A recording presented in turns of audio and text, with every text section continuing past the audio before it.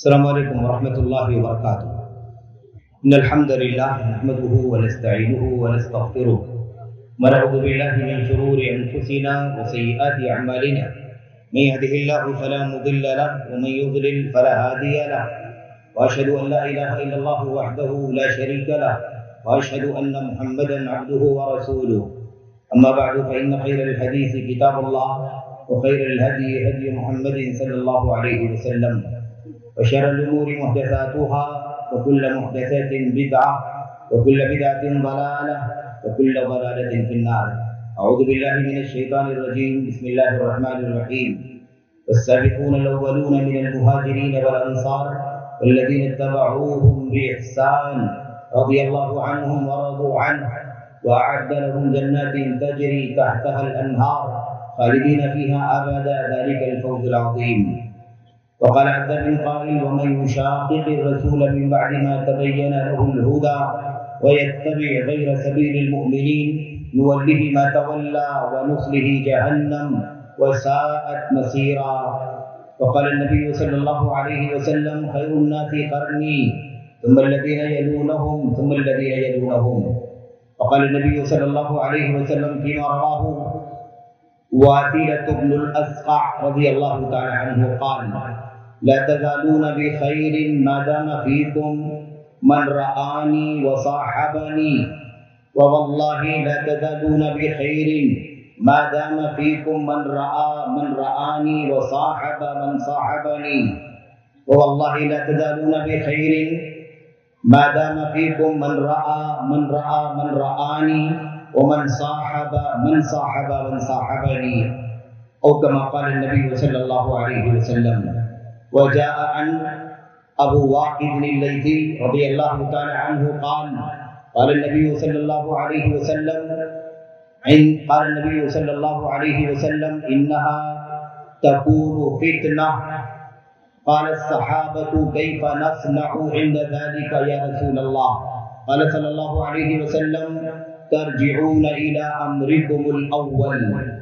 وقال النبي صلى الله عليه وسلم لقد تركتكم على البيضاء ليلها كنهارها لا يزيغ عنها بعد الا هالك الى آخر الآيات والاحاديث۔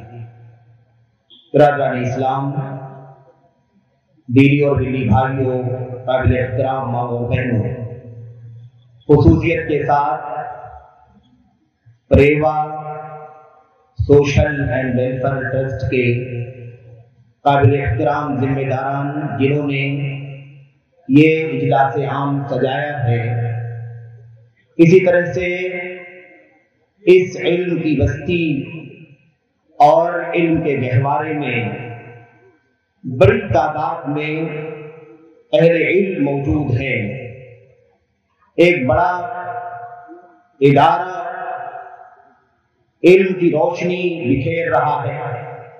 جامعہ ابو ہریرہ اسلامیہ کے قابل احترام اساتذہ کرام، منتظمین، علماء، فضلاء، دعات، مبلغین، بستی کے اطراف کے جوانب کے ائمہ، مساجد کے، اسی طرح سے دعات اور مدرسین، تمام طرفوں حوصلہ مند نوجوانان، عزیزوں، بزرگوں، تمام حاضرین، سامعین، حاضرات، سامعات، سب سے پہلے تو اللہ تبارک و تعالیٰ کی حمد ہے، اس کا شکر ہے کہ اللہ تبارک و تعالیٰ نے آپ تمام حضرات سے، علماء سے، فضلاء سے، مخلصین سے، جوانوں سے، بزرگوں سے ایک دینی اجتماع کی مناسبت سے ملاقات کرنے کا شرف عطا فرمایا۔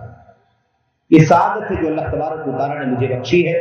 میں اس سعادت پر، اس شرف پر اللہ تبارک و تعالیٰ کی حمد کرتا ہوں، اس کا شکر ادا کرتا ہوں کہ اللہ تعالیٰ نے مجھے اس سعادت سے نوازا۔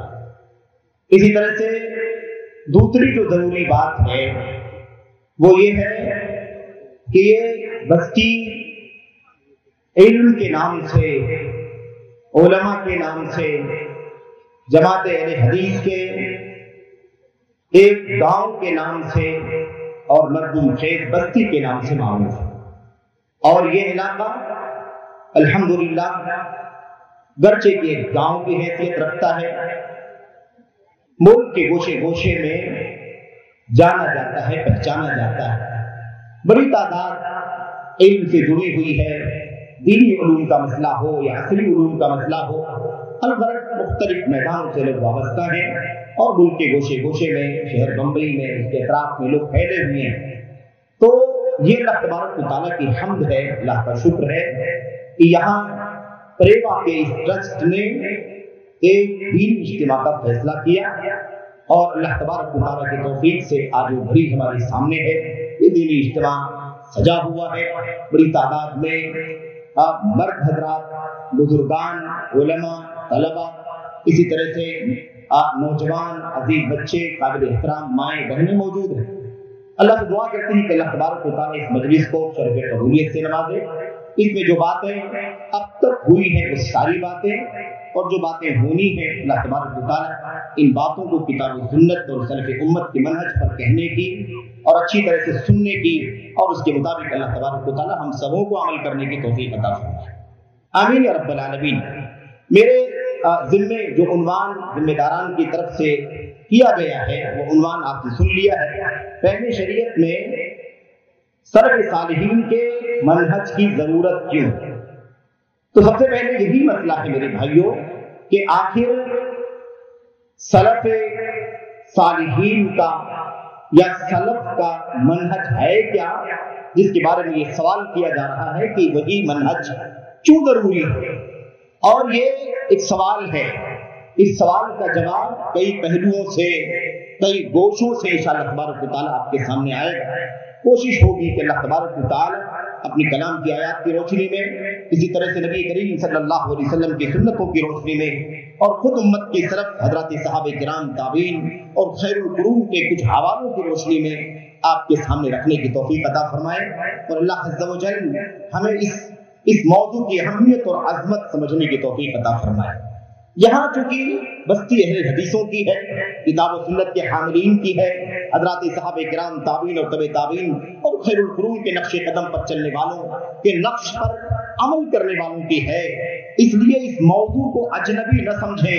اس موضوع کی یہاں کیا ضرورت ہے، سلفیوں کو کیوں بتانے کی ضرورت ہے کہ آخر اس منہج کی ضرورت ہے اور کیوں ضرورت ہے، اس کے پیچھے راز کیا ہے؟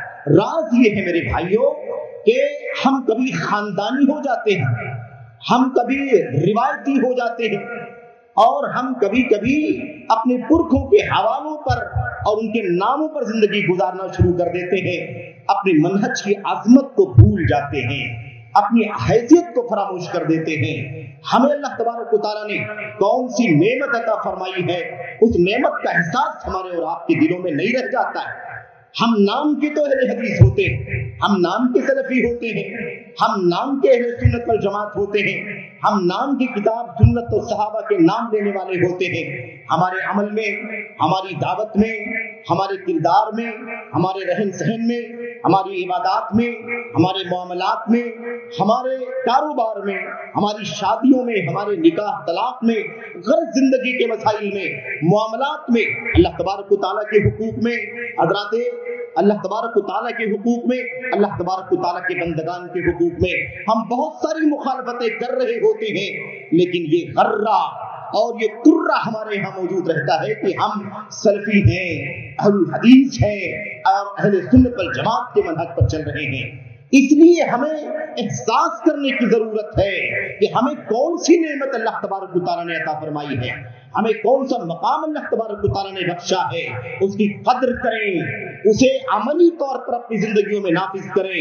صرف اور صرف ہمارے باپ ایسے تھے، ہمارے دادا ایسے تھے، ہمارا مشن ایسا ہے، ہم دادوں سے پرکھوں کے زمانے سے ایسے ہیں، یہ حوالے ہمیں نجات نہیں دلا سکتے، یہ نسبتیں ہمارے لیے کامیابی کی ضمانت نہیں بن سکتی میرے بھائیوں۔ اس لیے یہ بات سمجھنے کی ہے، اسی لیے یہ احساس دلانا مقصد ہے کہ ہم کیا ہیں، ہمارا منہج کیا ہے، ہمارا راستہ کیا ہے، ہمیں اللہ تبارک و تعالیٰ نے کچھ اس اصول سے، اس ضابطے سے جڑ کر زندگی جینے کی اللہ تبارک و تعالیٰ نے توفیق بخشی ہے۔ تو بہرحال آئیے بات لمبی نہ ہو، میں کچھ باتیں آپ کے سامنے اس حوالے سے عرض کرنا چاہوں گا۔ جو باتیں ہیں اس کا خلاصہ کیا ہے میں آپ کو بتا دوں. فہم شریعت میں یعنی اللہ کے دین کو سمجھنے میں منہج سلف ضروری کیوں، یہ عنوان ہے. تو آخر قرآن کریم کو، سنت کو، دین کو سمجھنے میں، اللہ کی نازل کردہ شریعت کو سمجھنے میں سلف صالحین کے راستے کی ضرورت تو ہے، لیکن کیوں ہے؟ آخر کیوں ہم بات کرتے ہیں کہ سلف کے راستے پر چل کر کے قرآن سمجھو، سلف کے راستے پر چل کر کے حدیثوں کو سمجھو، سلف کے راستے پر چل کر کے اللہ کے دین کے حلال و حرام کو سمجھو، سلف کے راستے کے مطابق ہی ہمارا عقیدہ ہونا چاہیے، ہماری عبادات ہونی چاہیے، ہمارے معاملات ہونا چاہیے، ہمارا اٹھنا بیٹھنا ہونا چاہیے، ہماری زندگی کا ایک ایک کام ہمارے اسلاف کے طریقے کے مطابق ہونا چاہیے. یہ بات ہم کیوں کرتے ہیں؟ اس کا جواب 3 طرح سے ہے انشاءاللہ تبارک و تعالی. ایک کا تعلق تو یہ ہے کہ فہم شریعت میں منہج سلف ضروری کیوں؟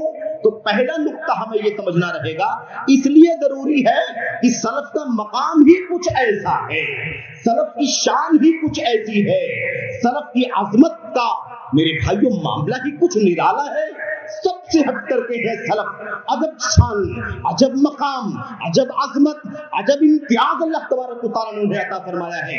ایسی خصوصیات عطا فرمائی ہے جو کہیں دنیا کے گوشے گوشے میں اور رہتی دنیا تک کہیں بھی دیکھنے سننے میں ہمیں نہیں مل سکتی. تو اس کے چند پوائنٹس میں آپ کے سامنے رکھوں گا کہ سلف کا مقام اتنا اونچا ہے، یہ عظمت ہے، اس لیے ہمیں سلف صالحین کے راستے کی ضرورت ہے، اس سے ہم باہر نہیں جا سکتے.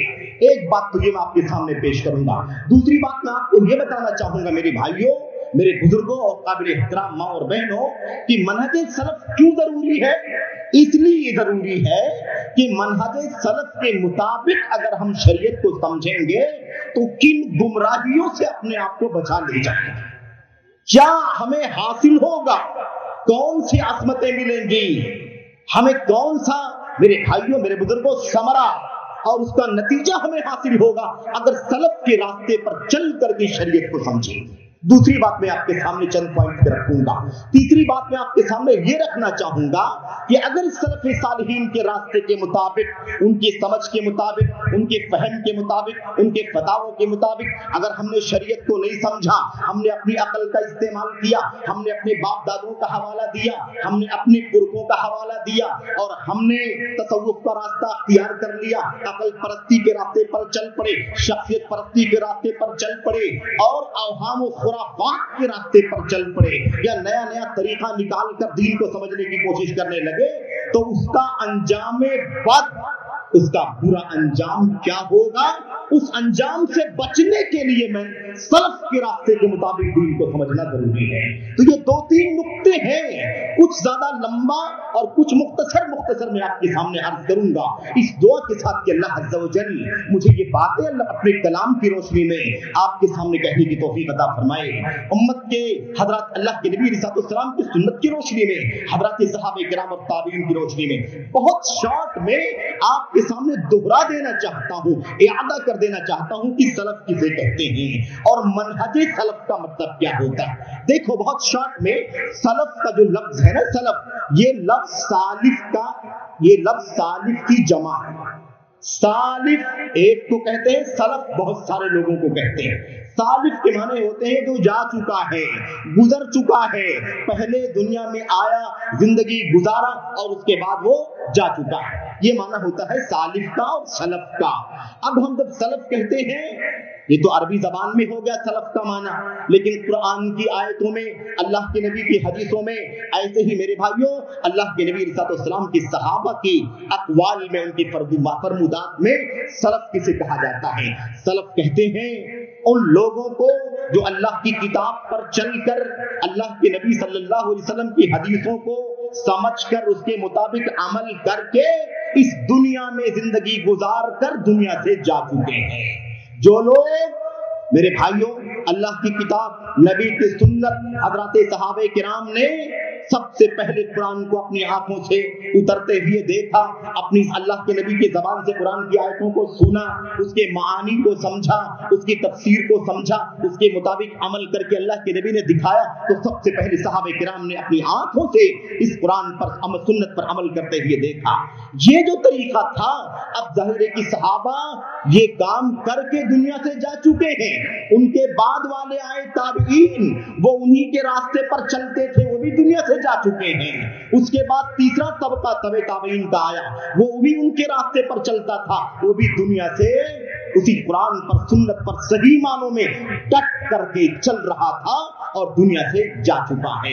اب یہ لوگ جو گزر چکے ہیں، نبی کریم صلی اللہ علیہ وسلم، نبی کریم صلی اللہ علیہ وسلم بھی سلف ہیں، اور سلف نہیں بلکہ امام السلف، راس السلف، اللہ کے نبی صلی اللہ علیہ وسلم سلف نہیں بلکہ سلف کے امام ہیں، سلف کے سردار ہیں، سلف کے سرور ہیں۔ اللہ کے نبی علیہ السلام دنیا سے اللہ کا پیغام پہنچا کر کے پوری امانت کے ساتھ، دیانت کے ساتھ، خیرخواہی کے ساتھ دنیا سے جا چکے ہیں۔ اب جو کچھ دین اللہ تبارک و تعالیٰ کی طرف سے اللہ کے نبی نے اپنے صحابہ تک پہنچایا، اور پھر بستہ بستہ دھیرے دھیرے نسلن بعد نسلن آج تک وہ دین ہمارے سامنے ہے، اور یہ قیامت تک قائم رہے گا۔ یہ دین، اس دین پر چلنے والے سلف، صحابہ کرام سب سے پہلے سلف، اس کے بعد جو ان کے راستے پر چلے اسی قرآن پر سنت پر وہ بھی سلف، ایسے ان کے بعد تیسرا طبقہ جو انہی کے راستے پر چلتا رہا یہ بھی سلف۔ تو کون ہے سلف؟ اللہ کے نبی کے صحابہ، اس کے بعد دوسرے نمبر پر تابعین، اس کے بعد تیسرے نمبر پر تبع تابعین۔ یہ کون ہے؟ یہ سلف۔ منہج کسے کہتے ہیں؟ منہج کے معنی ہوتے ہیں واضح، روشن، سیدھا اور آسان راستہ۔ منہج کسے کہتے ہیں؟ راستہ، طریق الواضح المستبین، ایسا راستہ جو بالکل واضح، کلیئر ہو، ایسا راستہ جو بالکل سیدھا ہو، ایسا راستہ جس پر چلنا بالکل سہل اور آسان ہو۔ تین خصوصیات ہوتی ہیں منہج کے اندر۔ منہج سلف یعنی صحابہ، تابعین، تبع تابعین کا راستہ جو بالکل سیدھا ہے، جو بالکل آسان ہے، اور جو بالکل روشن ہے، کہیں گنجلک نہیں، کہیں پیچیدگی نہیں، کہیں الجھن نہیں، کہیں بھی انسان کو جھجکنے کی ضرورت نہیں ہے، سیدھا راستہ ہے۔ مسلک سنت پہ اے سالک چلا جا بے دھڑک، مسلک سنت پہ اے سالک چلا جا بے دھڑک، جنت الفردوس کو سیدھی گئی ہے یہ سڑک۔ یہ راستہ ہے جس پر اللہ کے نبی محمد رسول اللہ صلی اللہ علیہ وسلم نے اپنے صحابہ کو چھوڑا۔ صحابہ کرام نے اسی مشن کو آگے بڑھایا، اس کے بعد والوں نے اور آگے، اس کے بعد والوں نے اور آگے، یہاں تک کہ آج یہ دین اللہ تبارک و تعالیٰ کا، اللہ کی کتاب اور نبی کی سنت اور جو کچھ بھی پریکٹیکل کیا گیا وہ آج ہمارے سامنے ہے۔ میں نے قرآن کریم کی ایک دو آیتیں آپ کے سامنے پڑھی ہیں، نبی کریم صلی اللہ علیہ وسلم کی چند حدیثیں بھی آپ کے سامنے پڑھی ہیں۔ یہ آیتیں اور اس کے علاوہ اور بہت ساری آیتیں اور یہ حدیثیں، اس کے علاوہ اور بہت ساری حدیثیں اس حوالے سے ہیں۔ چند باتیں ہم نے آپ کے سامنے پڑھی ہیں۔ میرے بھائیوں، میرے بزرگوں، آئیے ذرا موضوع میں داخل ہوتے ہیں۔ اللہ کے نبی محمد رسول اللہ صلی اللہ علیہ وسلم کے صحابہ اور صحابہ کے بعد ان کے نقش قدم پر اچھائی کے ساتھ، بھلائی کے ساتھ، نیکی کے ساتھ، تقوی کے ساتھ، اخلاص کے ساتھ چلنے والے تابعین، اور اسی طرح سے ان کے بعد والے، ان تینوں کی فضیلت قرآن میں آئی ہے، سنت میں آئی ہے۔ اب کوئی کہہ سکتا ہے کہ ان کے بعد والے چوتھے نمبر والوں کا نام کیوں نہیں لیا جاتا، پانچویں نمبر والوں کا، چھٹے نمبر والوں کا، ان کا نام لینے کی ضرورت نہیں ہے، اس لیے کہ دین اپنے اصلی شکل میں یہاں تک تقریباً باقی رہا۔ حضرت صحابہ کرام کے دور میں بالکل شیشے کی طرح، تابعین کے دور میں تھوڑا سا کمی آئی، تبع تابعین کے زمانے میں اور تھوڑی سی کمی آئی، یہاں تک دین اسلام کی فضیلت، دین اسلام کے سلسلے میں، دین اسلام پر چلنے والوں کے سلسلے میں، اس کی حفاظت کرنے والوں کے سلسلے میں، اسے برتنے والوں کے سلسلے میں اللہ کے کلام کی آیتیں ہیں، اللہ کے نبی کی حدیثیں ہیں، اس میں ان کا تذکرہ کیا گیا ہے۔ میرے بھائیوں اللہ تبارک و تعالیٰ فرماتا ہے والسابقون الاولون من المہاجرین والانصار والذین اتبعوہم باحسان، وہ پہلے اسلام لانے والے، وہ سب سے پہلے سابقین سبقت کرنے والے، اولین پہلے اسلام کی طرف سبقت کرنے والے، مہاجرین کی جماعت، انصار کی جماعت اور پورے صحابہ کرام کی صرف دو کیٹیگری ہو سکتی ہے، یا تو مہاجرین اور یا تو انصار، یہ دو کیٹیگری ہے، یعنی سارے صحابہ کرام۔ اللہ تبارک و تعالیٰ فرماتا ہے والذین اتبعوہم باحسان، دوسرے نمبر پر وہ لوگ جنہوں نے ان کی پیروی کی ہے احسان کے ساتھ۔ بات کو سمجھنا ذرا اچھی طرح سے، اللہ تبارک و تعالیٰ نے سابقین اولین مہاجرین انصار کا ذکر فرمایا اور اس کے بعد کیا کہا؟ اس کے بعد کہا ان کی پیروی کرنے والے احسان کے ساتھ۔ علامہ ابن تیمیہ رحمۃ اللہ علیہ فرماتے ہیں کہ صحابہ کرام کے بارے میں اللہ نے جب بیان کیا تو کوئی شرط نہیں لگائی، کوئی کنڈیشن نہیں لگائی، بلکہ اللہ نے کیا کہا؟ سابقین اولین مہاجرین انصار، کوئی شرط نہیں ہے، لیکن اس کے بعد کے طبقوں میں یہ شرط لگی ہوئی ہے، بے احسان کی شرط۔ بے احسان کا مطلب کیا ہوتا ہے؟ بے احسان کا مطلب ہوتا ہے اسی اخلاص کے ساتھ، اسی للہیت کے ساتھ، اسی سچائی کے ساتھ، اسی امانت کے ساتھ، اسی دیانت کے ساتھ، اسی نیکی کے ساتھ، اسی تقوی کے ساتھ پیروی کرنے والے جو اللہ تبارک و تعالیٰ کی طرف سے اللہ کے نبی کو دیا گیا آپ کے صحابہ تک پہنچا۔ تو بعد کے لوگوں میں شرط لگی ہوئی ہے، صحابہ کرام کے ساتھ اللہ تعالیٰ نے کوئی شرط نہیں لگائی ہے۔ تو ہمیں بھی یاد رکھنا ہے کہ دنیا کے کسی بھی طبقے کے اوپر انگلی کوئی اٹھائے تو اٹھائے، لیکن صحابہ کی شان میں کوئی انگلی نہیں اٹھا سکتا۔ اگر کوئی اٹھاتا ہے تو اس کا مطلب یہ ہے کہ رب ذوالجلال نے جہاں ان کی پیروی کرنے کا حکم دیا کوئی کنڈیشن نہیں لگائی۔ آج کوئی شخص امت کا، دور کا، نزدیک کا کنڈیشن لگاتا ہے، انگلی اٹھاتا ہے صحابہ کرام کے بارے میں، قلم چلاتا ہے، تبصرے کرتا ہے، ٹپڑیاں کرتا ہے، اس کا مطلب یہ ہے کہ وہ شخص بدبخت ہوگا، بدباطن ہوگا، اس کا ایمان برابر نہیں ہوگا۔ کیوں؟ اللہ کے نبی صلی اللہ علیہ وسلم نے فرمایا دیکھنا میرے صحابہ کو برا بھلا نہیں بولنا، میرے صحابہ کرام کو برا بھلا نہیں بولنا، جب میرے صحابہ کا تذکرہ آئے تو زبان نہیں کھولنا، فَأَمْسِكُوا اِذَا ذُكِرَ أَصْحَابِي فَأَمْسِكُوا، جب میرے صحابہ کا تذکرہ آئے تو زبان بند کر لینا، زبان نہیں کھولنا، اپنی زبانوں کو لگام دینا میرے صحابہ کا تذکرہ ہو تو۔ ایسے اللہ کے نبی نے کیا فرمایا صلی اللہ علیہ وسلم نے من سب اصحابی فعلیہ لعنت اللہ والملائکۃ والناس اجمعین، جو میرے صحابہ کو برا بھلا کہے گا اس کے اوپر اللہ کی لعنت، فرشتوں کی لعنت اور سارے لوگوں کی لعنت، ساری انسانیت کی لعنت۔ اس لیے صحابہ کے بارے میں زبان کھولنے کی جرات کوئی نہ کرے۔ اگر کوئی صحابہ کے بارے میں زبان کھولنے کی جرات کرتا ہے، ٹپڑیاں کرتا ہے، نام کتنا بھی زیادہ خوبصورت ہو، کتابیں کتنی بھی زیادہ لکھا ہو، کارنامے کتنے بڑے بڑے گنائے جاتے ہوں، لیکن یاد رکھنا اگر صحابہ کے بارے میں زبان کھولتا ہے تو اس کا عقیدہ، اس کا منہج، اس کی فکر میں خلل موجود ہے۔ کوئی کتنی پارسائی بیان کرتا ہو، یہ عقیدہ ہمیں سمجھ لینا چاہیے۔ بہرحال میرے بھائیو، آگے اللہ نے کیا فرمایا؟ اللہ تبارک و تعالیٰ نے فرمایا اللہ ان سے راضی ہو چکا ہے، یہ اللہ سے راضی ہو چکے ہیں، اور اللہ تبارک و تعالیٰ ان کے لیے جنت کی نعمتیں تیار کر رکھا ہے، جنات تجری تحتها الانہار، ایسی جنت تیار کر رکھا کس کے لیے؟ صحابہ کے لیے، مہاجرین کے لیے، انصار کے لیے، اور سچائی کے ساتھ، احسان کے ساتھ ان کی پیروی کرنے والوں کے لیے۔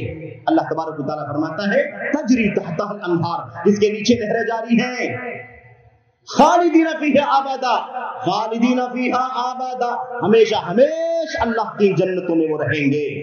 ذالک الفوز العظیم، یہ بہت بڑی کامیابی ہے جو اللہ تبارک و تعالیٰ نے ان کو عطا فرمایا۔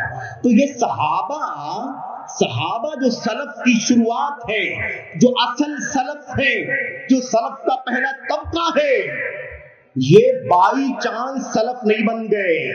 بہت سارے ہمارے بھائی سمجھتے ہیں کہ صحابہ کو جو صحابیت کا مقام مل گیا یہ بائی چانس مل گیا۔ وہ لوگ کہتے ہیں اللہ کے نبی کے زمانے میں وہ پیدا ہو گئے تو وہ صحابی ہو گئے، ہم پیدا ہو جاتے تو ہم صحابی ہو جاتے۔ کون سی فضیلت کی بات ہے؟ یعنی صحابہ کو بائی چانس سمجھتے ہیں کہ بائی چانس اتفاق سے اللہ کے نبی کے زمانے میں وہ پیدا ہو گئے تو وہ صحابی ہو گئے، ہم پیدا ہو جاتے تو ہم صحابی ہو جاتے۔ نہیں میرے بھائیوں، ایسا نہیں ہے، یہ انتخابی مسئلہ ہے، یہ چننے کا مسئلہ ہے، یہ سلیکشن کا مسئلہ ہے۔ جیسے اللہ تبارک و تعالیٰ نے ساری انسانیت میں محمد رسول اللہ صلی اللہ علیہ وسلم کو نبی اور رسول کی حیثیت سے چنا ہے، ایسے نبی کے صحابی کے لیے ساتھی کی حیثیت سے آپ کے صحابہ کو بھی چنا ہے، وہ بھی سلیکٹڈ ہے، چنے ہوئے ہیں، اتفاقی مسئلہ نہیں ہے، اللہ کی طرف سے ہے۔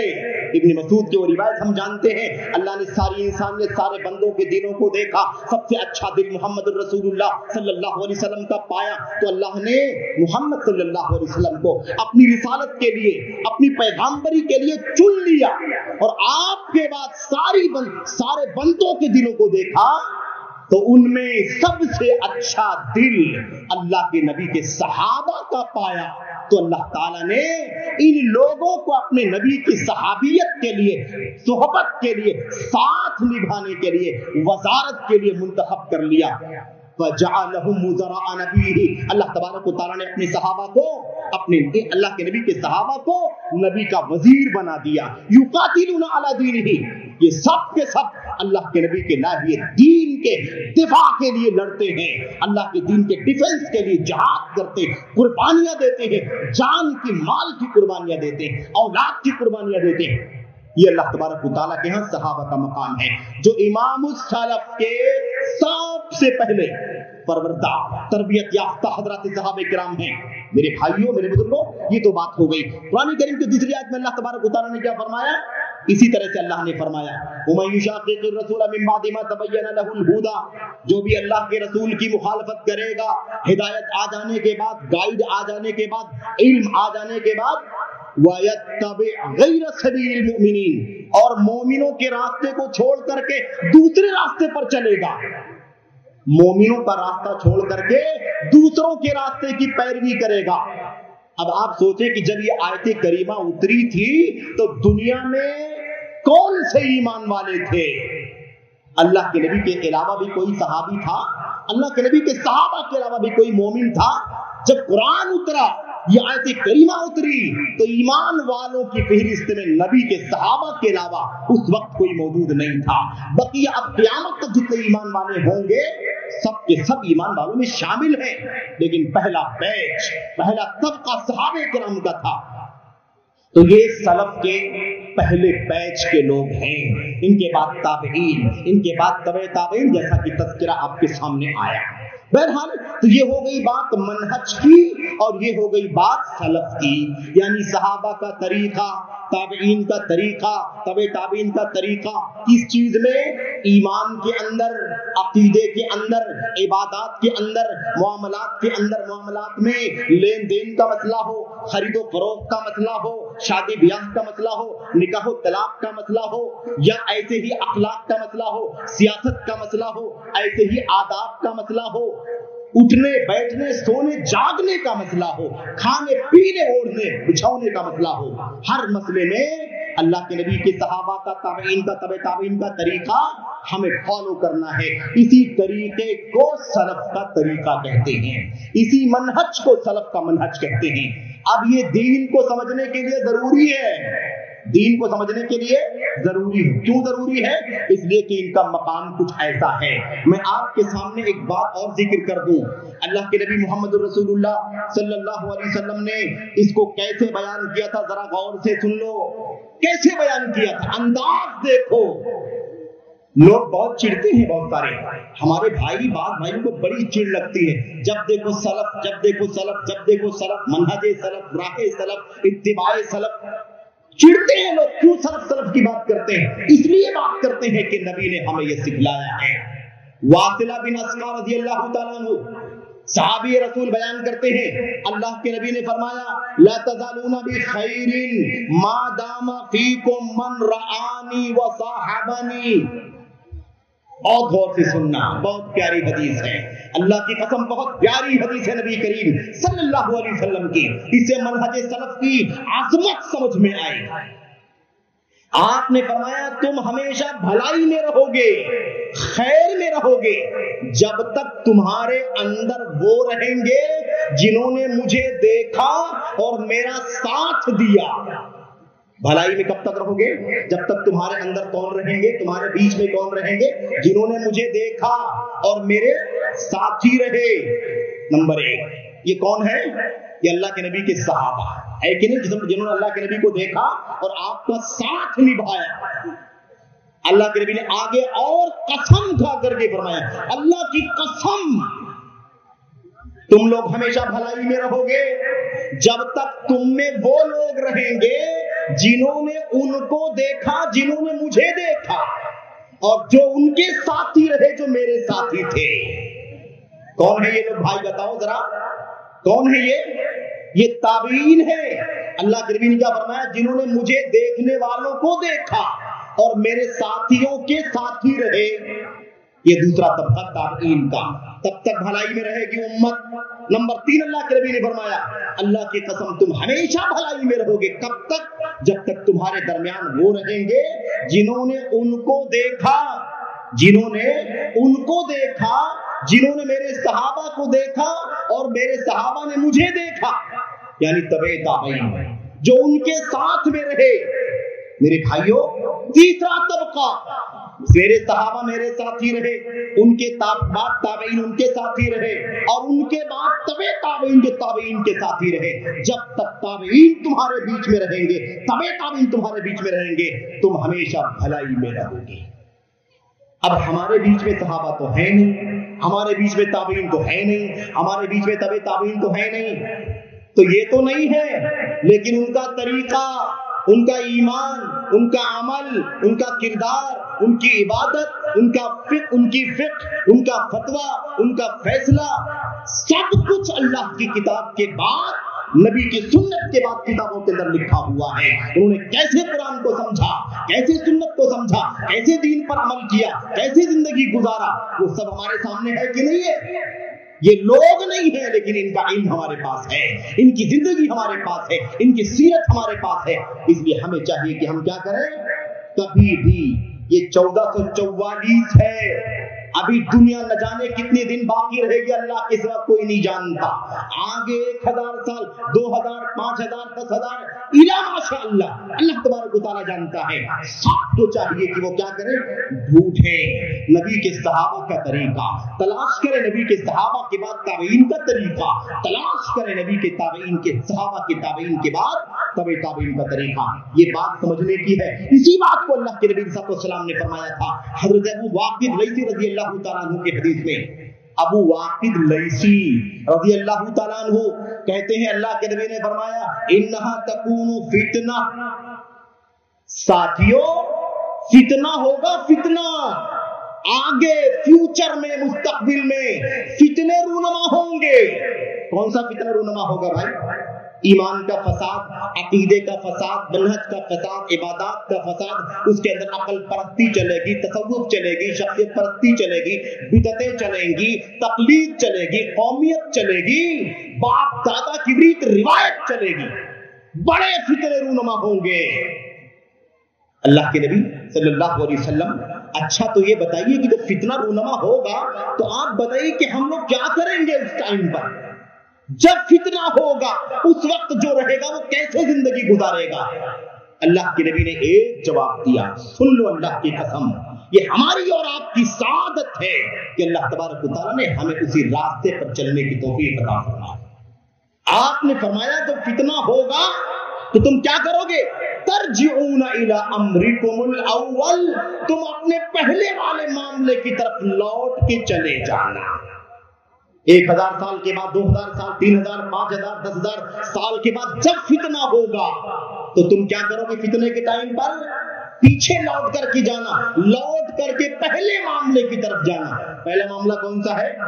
جب اللہ کے نبی صحابہ کے بیچ میں تھے، امت کے بیچ میں تھے، وہ پہلا معاملہ کیا بتایا نبی نے، کیا سمجھا صحابہ نے، کیا عمل کیا صحابہ نے، کیسے آگے تابعین کو پہنچایا، کیسے تابعین نے تبع تابعین تک پہنچایا، اسی پہلے معاملے کی طرف پلٹ جانا۔ وہی پہلا معاملہ سلف کا معاملہ ہے، وہی پہلا راستہ سلف का रास्ता है, उसी रास्ते को मनहज सलफ कहा जाता है। इसी की जरूरत क्यों?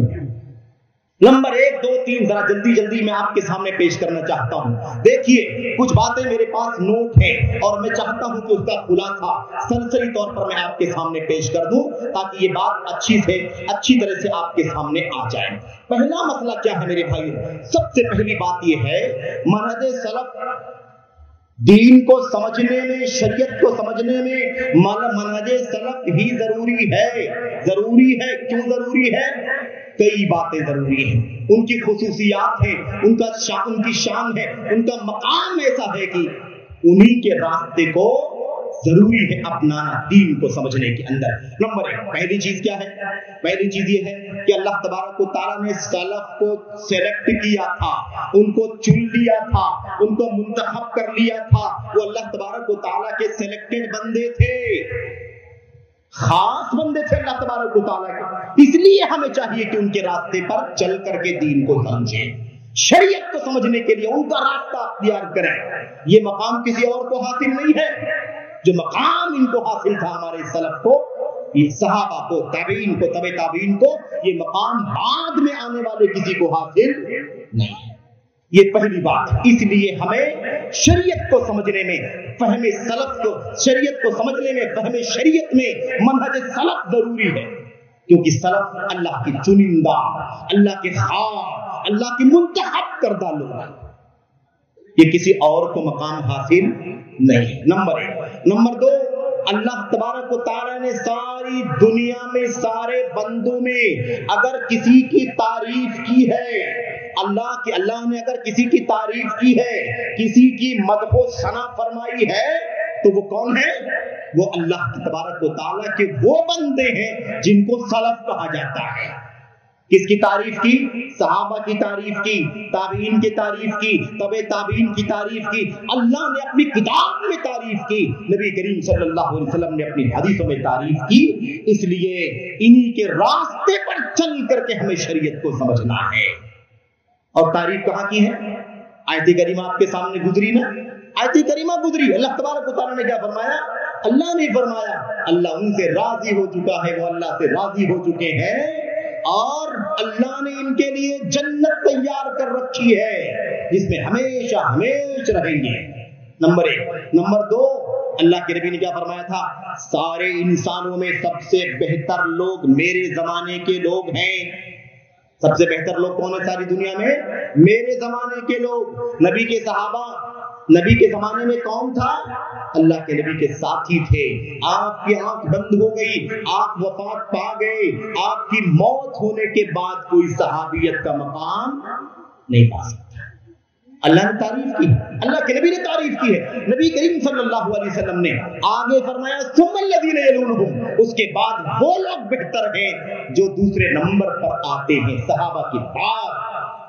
फिर अल्लाह के नबी ने फरमाया सुम्मल्लज़ीना यलूनहुम, फिर उसके बाद तीसरे नंबर पर वो भी सबसे बेहतर हैं जो उनके बाद आए। तो तारीफ की है अल्लाह की ताला ने भी, और तारीफ की है नबी करीम सल्लल्लाहु अलैहि वसल्लम ने भी। इसलिए दीन को समझने में, शरीयत को समझने में किसका रास्ता चलेगा? अल्लाह के नबी के सहाबा का, ताबीन का, तबे ताबीन का रास्ता चलेगा। ये जरूरी है, इसके बगैर हम दीन को सही मानों में नहीं समझ सकते। उसके बारे में बातें आपके सामने आ रही हैं मेरे भाइयों। तीसरी बात, क्यों आखिर मनहज सलफ जरूरी क्यों है शरीयत को समझने के लिए? तीसरी बात यह है कि अल्लाह तबारक व तआला ने सलफ का रास्ता जो छोड़ देगा, रास्ता छोड़ने की वजह से अल्लाह तबारक व तआला ने अपने अजाब की, जहन्नम की धमकी दी है। सलफ का रास्ता अगर छोड़ेंगे, दीन को समझने में, शरीयत को समझने में, अगर सलफ सहाबा ताबीन तबे ताबीन का रास्ता छोड़ देंगे, अपनी मर्जी से, अपनी अकल से, अपनी दानिश्वरी से, शख्सियत के पीछे चल करके, पार्टियों, टोलियों और गिरोहों, फिरकों के पीछे चल करके, तसव्वुफ के रास्ते से, अवहाम के रास्ते से, खुराफात के रास्ते से नई नई चीजें इजाद करके वगैरह वगैरह, अगर ऐसे दीन को समझेंगे तो अल्लाह तबारक व तआला ने वईद सुनाई, धमकी दी है। क्या फरमाया अल्लाह तबारक व तआला ने? नुवल्लिही मा तवल्ला, जो नबी का तरीका छोड़ेगा, सहाबा का तरीका छोड़ेगा, सहाबा का तरीका छोड़ेगा, کیا ہوگا اس کا انجام؟ وہ جدھر جائے گا ہم اسی طرف اس کو موڑ دیں گے، گمراہی کی طرف، ضلالت کی طرف، ہلاکت کی طرف، انحراف کی طرف، بدعملی کی طرف، بدکرداری کی طرف، بدعقیدگی کی طرف، جہاں جائے گا ہم اسے اسی طرف موڑ دیں گے، اسے ہدایت کی توفیق نہیں دیں گے۔ یہ دھمکی اللہ تبارک و تعالیٰ نے وعید سنائی، اور آگے کیا فرمایا؟ یہ تو دنیا کا عذاب ہے، آخرت میں کیا ہوگا؟ وَنُصْلِهِ جَهَنَّمَ، اور ہم اسے جہنم میں داخل کر دیں گے، وہ سات مسیرہ جہنم بدترین ٹھکانہ ہے۔ تو ایسے لوگوں کو اللہ تعالیٰ نے دھمکی دی ہے، گمراہ کرنے کی دھمکی، ہلاک کرنے کی دھمکی، انحراف کے راستے پر چلانے کی دھمکی، اور جہنم میں ڈالنے کی دھمکی، جو سلف صالحین کا راستہ چھوڑ دے، جو دین کو، شریعت کو اپنی مرضی کے مطابق سمجھیں یا کسی اور طریقے سے سمجھیں، لیکن صحابہ کرام، تابعین، تبع تابعین، سلف کے راستے کے مطابق دین کو نہ سمجھیں، ایسے لوگوں کو اللہ نے جہنم کی دھمکی دی ہے، جہنم کی وعید سنائی۔ اس لیے شریعت کے سمجھنے میں سلف صالحین کا راستہ ضروری ہے۔ نمبر 4، چوتھی بات کیا ہے؟ چوتھی بات یہ ہے میرے بھائیوں کہ اللہ تبارک و تعالیٰ نے اپنے نبی کی زبانی، اپنے نبی کی زبان سے یہ بشارت سنائی ہے، صحابہ کرام نے یہ بات ہم تک پہنچائی ہے کہ صحابہ کرام صراط مستقیم پر گامزن تھے۔ کس پر گامزن تھے؟ صراط مستقیم پر گامزن تھے۔ وَكَانُوا عَلَى الْهُدَى الْمُسْتَقِيمِ، یہ صحابہ کرام راہ ہدایت پر قائم تھے۔ اور آپ کو بتاؤں میں، قرآن کریم کی ہم سورہ فاتحہ کی تلاوت ہر رکعت میں کرتے ہیں، اس میں اللہ تبارک و تعالیٰ فرماتا ہے اہدنا الصراط المستقیم، اے اللہ ہمیں صراط مستقیم کی توفیق عطا فرما۔ ہدایت سے مراد راستہ دکھانا نہیں ہے، بلکہ ہدایت سے مراد یہاں کیا ہے؟ توفیق پانے کی دعا کرنا۔ اے اللہ تعالیٰ ہمیں صراط مستقیم کی توفیق عطا فرما۔ صراط مستقیم کیا ہے؟ کسی نے کہا قرآن ہے، کسی نے کہا اسلام ہے، کسی نے کہا سنت ہے، مختلف تفسیریں ہیں۔ ایک تفسیر بڑی عظیم الشان ہے، وہ تفسیر کیا ہے؟ حضرت ابو العالیہ رحمت اللہ علیہ جو مفسرین تابعین میں سے ہے، حضرت ابو العالیہ کہتے ہیں ہمیں صراط مستقیم کی توفیق عطا فرما، یعنی محمد صلی اللہ علیہ وسلم کی سنت اور ابو بکر و عمر کے راستے کی توفیق عطا فرما۔ صراط مستقیم سے کیا مراد ہے بھائی؟ حضرت ابو العالیہ کی تفسیر میں کیا مراد ہے؟ صراط مستقیم سے مراد النبی صلی اللہ علیہ وسلم و صاحبہ، اللہ کے نبی صلی اللہ علیہ وسلم اور آپ کے دونوں ساتھی ابو بکر و عمر رضی اللہ تعالی عنہما۔ دیکھا آپ نے سلف کا ذکر ہے کہ نہیں یہاں پر؟ تو سلف صراط مستقیم سے مراد سلف، صراط مستقیم سے مراد نبی سنت آپ کی، اور سلف کا راستہ حضرت ابو بکر صدیق اور عمر کا نام لے کر کے بیان فرمایا، اور اسی راستے پر ابو بکر کے ساتھ میں، عمر کے ساتھ میں عثمان، اسی راستے پر علی، اسی راستے پر عشرہ مبشرہ، یہ سب کے سب اسی راستے پر قائم تھے۔ میرے بھائیوں بات سمجھنے کی ہے، اللہ تبارک و تعالیٰ نے صراط مستقیم پر چلنے کے لیے کہا، اس کا معنی سمجھایا صحابہ تابعین نے کہ اس سے مراد سلف کا راستہ ہے، سنت کا راستہ ہے، سلف صالحین کا راستہ ہے۔ بات سمجھنے کی ہے۔ اس کے بعد آئیے آگے بڑھتے ہیں میرے بھائیوں، میرے بزرگوں، یاد رکھنا ہدایت کی راہ پر چلنے والے صحابہ، ہدایت کے راستے پر چلنے والے تابعین، ہدایت کے راستے پر چلنے والے، صراط مستقیم پر چلنے والے تبع تابعین، ان تین طبقے کے لوگوں کی بشارت ہے، ہدایت کی ضمانت دی گئی ہے۔ اس کے بعد چوتھے پانچویں کا نام نہیں لیا گیا۔ جو بھی اس راستے پر چلے گا، وہ فضیلت میں شامل ہوگا، جو اس راستے پر نہیں چلے گا وہ فضیلت سے باہر اور اللہ تبارک و تعالیٰ کی عذاب اور وعید کا مستحق قرار پائے گا۔ یہ ہو گئی بات۔ اس کے بعد میرے بھائیوں آپ کے سامنے اگلی بات جو پیش کرنی ہے کہ اس لیے سلف کا راستہ ضروری ہے دین کو سمجھنے میں، دین کی فہم میں، شریعت کے فہم میں منہج سلف اس لیے ضروری ہے کیونکہ سلف کو اللہ تبارک و تعالیٰ نے ہدایت کا معیار قرار دیا ہے، ہدایت کی کسوٹی، ہدایت کا پیمانہ کہاں ہے؟ हिदायत का पैमाना सहाबे किराम, हिदायत का पैमाना ताबईन, हिदायत का मेयार तबे ताबईन। ये बशारत है मेरे भाइयों। सबसे पहले नंबर पर हजरत सहाबे किराम के बारे में अल्लाह तबारक व तआला ने बात बयान फरमाई, फ़इन आमनू बिमिस्लि मा आमनतुम बिही फ़क़द इह्तदौ। अगर ये दुनिया वाले उसी तरह ईमान लाए जैसे तुम ईमान लाए। तुम कौन? ऐ नबी के साथियों, जैसे तुम ईमान लाए हो, अगर ये दुनिया वाले इसी तरह से ईमान लाएंगे तो हिदायत के रास्ते पर चलेंगे। हिदायत का मेयार कौन है? सलफ, सहाबे किराम से शुरू होके ताबईन दूसरे नंबर पर, तबे ताबईन तीसरे नंबर पर। ये है रास्ता, ये है कसौटी, मेयार और पैमाना है मेरे भाइयों। तो ये बात समझने की है क्या कि अल्लाह के नबी सल्लल्लाहु अलैहि वसल्लम के सहाबा, ताबईन, तबे ताबईन, जिनको सलफ के नाम से हम जानते हैं, दीन को समझने में इनका रास्ता इख्तियार करना इसीलिए जरूरी है कि दुनिया में इनके सिवा कोई हिदायत का मेयार नहीं है, इनके सिवा कोई और कसौटी नहीं है।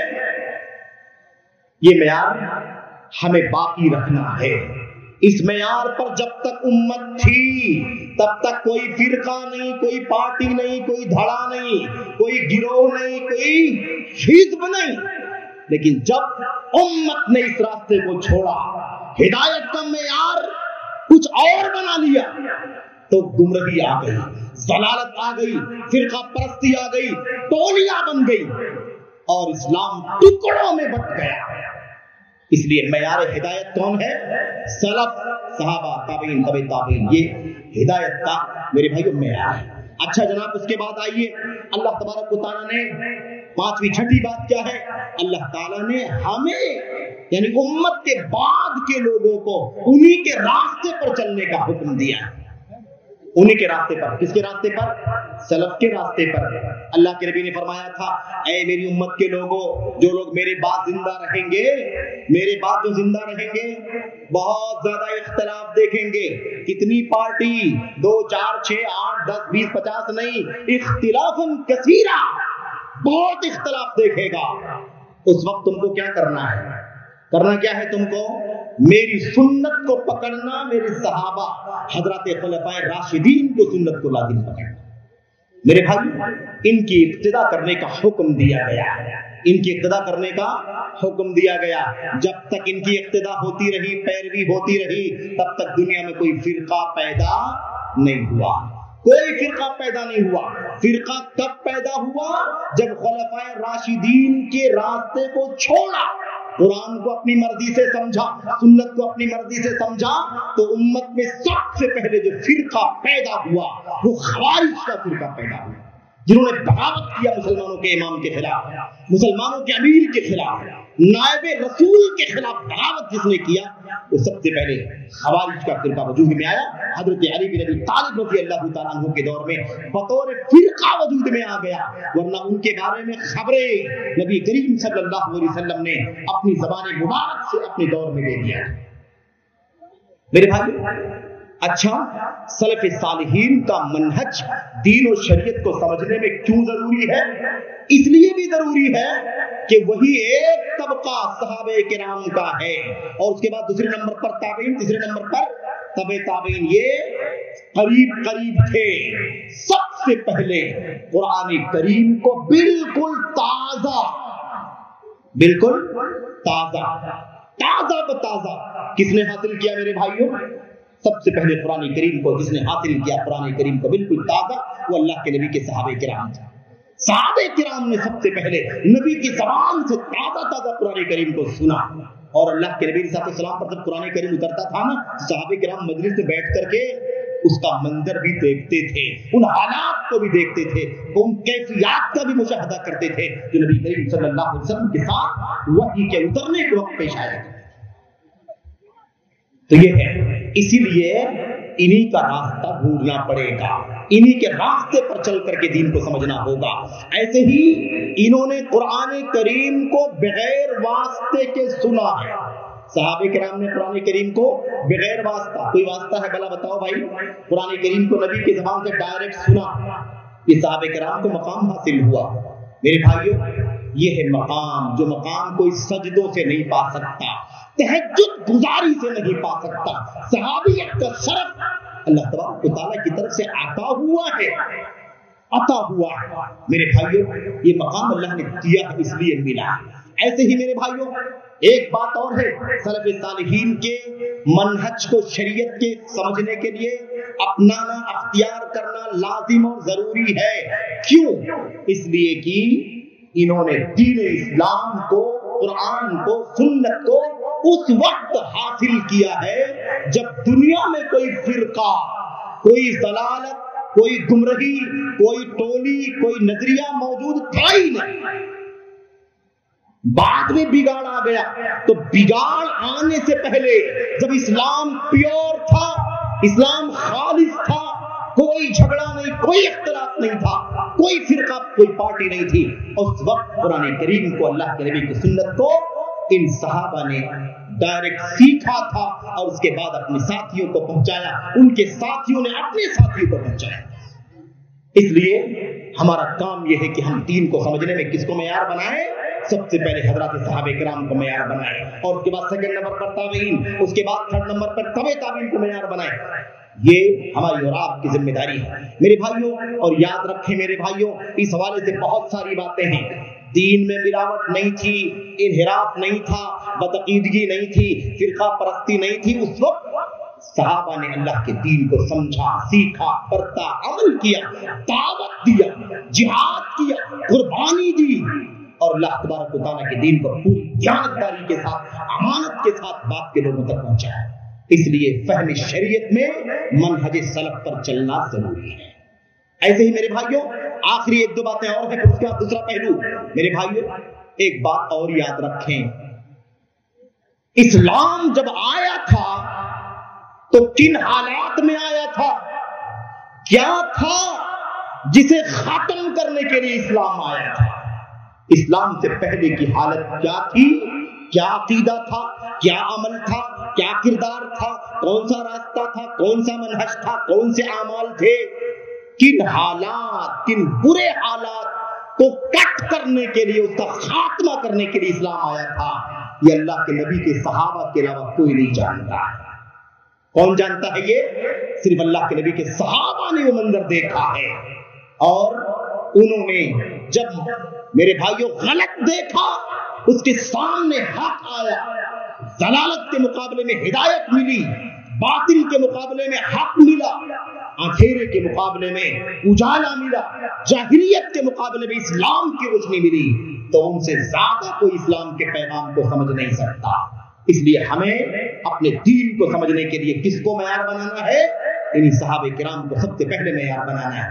اسی لیے ضروری ہے، جو شخص جاہلیت نہیں جانتا وہ اسلام کو بھی صحیح معنوں میں نہیں جان سکتا۔ میرے بھائیو، اسلام کی سچائی کو جاننے کے لیے، اس کے اصل پیغام کو سمجھنے کے لیے جاہلیت کی حقیقت کو بھی جاننا ضروری ہے۔ حضرت عمر بن خطاب نے کہا تھا، اِنَّهُ يَنْقُضُ الْإِسْلَامُ يُنْقَضُ الْإِسْلَامُ عُرْوَةً عُرْوَةً إِذَا نَشَأَ فِي الْإِسْلَامِ مَن لَّمْ يَعْرِفِ الْجَاهِلِيَّةَ۔ جب اسلام میں ایسے لوگ پرورش پائیں گے، جب اسلام میں ایسے لوگ پرورش پائیں جنہوں نے جاہلیت کو نہیں جانا، کیا گندگی، کیا بدعقیدگی، کیا انحراف، کیا ضلالت تھی جس کا خاتمہ کرنے کے لیے اسلام آیا تھا، جب تک اس کو لوگ نہیں جانیں گے، اسلام میں پرورش پائیں گے، جاہلیت نہیں جانیں گے، تو اسلام کی ایک ایک کڑی کو اپنے ہاتھوں سے توڑیں گے، اسلام کے ٹکڑے کریں گے، اسلام کی شبیہ بگاڑیں گے، اسلام کا رخ زیبا مقدر کریں گے، گندا کریں گے، اسلام کو بدنام کرنے کا کام کریں گے۔ اس لیے ہمیں اسلام کو، اللہ کے دین کو، شریعت کو سمجھنے کے لیے حضرات صحابہ کرام کو سب سے پہلے، اس کے بعد ان کے بعد تابعین، ان کے بعد تبع تابعین کے نقش قدم پر چلنا ضروری ہے، انہی کو معیار بنانا، انہی کو کسوٹی بنانا ضروری ہے میرے بھائیوں۔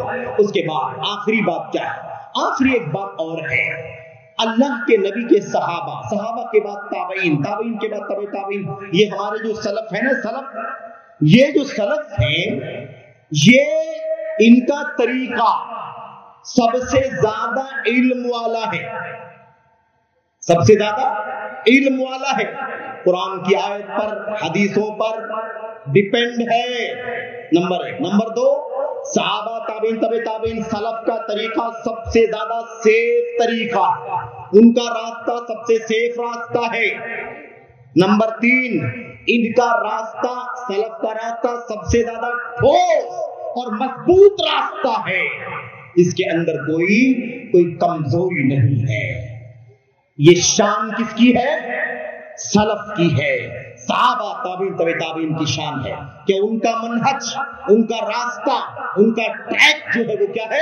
سب سے زیادہ سیف، سب سے زیادہ علم پر مبنی اور سب سے زیادہ ٹھوس اور مضبوط راستہ ہے، اس لیے ہمیں ان کے راستے پر چلنا ضروری ہے۔ اور میں تفصیل میں نہیں جانا چاہتا میرے بھائیوں کہ میں آپ کو بتاؤں کہ اس بارے میں کتنی گمراہیاں امت کے اندر پھیلائی گئی ہیں، اس اصول کو بھی ختم کرنے کی کوشش کی گئی ہے، اور یہ کہا جاتا ہے کہ سلف کا طریقہ سیف تو ہے، سیف بھی ہے، ٹھوس بھی ہے، لیکن سلف کا راستہ سیف تو ہے لیکن علم والا نہیں ہے، ٹھوس نہیں ہے۔ علم والا راستہ آج کا راستہ ہے، ٹھوس راستہ آج کا راستہ، اس طرح کی باتیں بہت سارے لوگ کرتے ہیں۔ یہ گمراہی کا راستہ ہے، ضلالت کا راستہ ہے۔ میرے بھائیوں، یہ ایک پہلو آپ کے سامنے آ گیا کہ منہج سلف کیوں ضروری ہے دین کو سمجھنے میں، شریعت کو سمجھنے میں۔ اس لیے ضروری ہے کہ ان کی خصوصیات کچھ ایسی ہیں، ان کا مقام کچھ ایسا ہے، ان کا امتیاز کچھ ایسا ہے، ان کی عظمت کچھ ایسی ہے کہ ان کے راستے کے سوا کوئی اور راستہ دین کو سمجھنے میں اگر ہم نے اختیار کیا تو باطل کے راستے پر، غلط راستے کی طرف نکل جائے گا۔ اس کے بعد دوسری بات جو ہم نے آپ سے عرض کی تھی، اس کا سرسری طور پر آپ کے سامنے ذکر کرنا چاہتا ہوں، وہ یہ ہے کہ جب